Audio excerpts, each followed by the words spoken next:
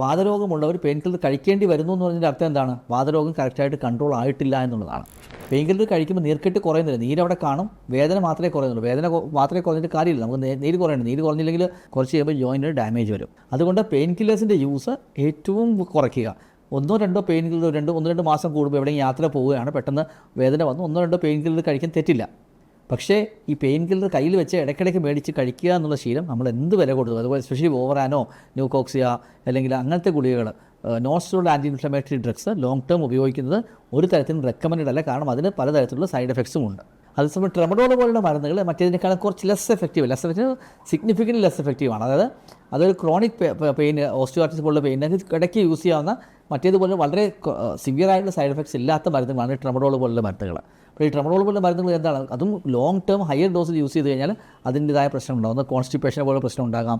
ഈ പ്രായമായവർ യൂസ് ചെയ്ത് പെട്ടെന്ന് ചെറിയ മയക്കം പോലെയൊക്കെ ഉണ്ടാകും. അതുകൊണ്ട് അതും വളരെ സൂക്ഷിച്ച് തന്നെ യൂസ് ചെയ്യേണ്ടതാണ്.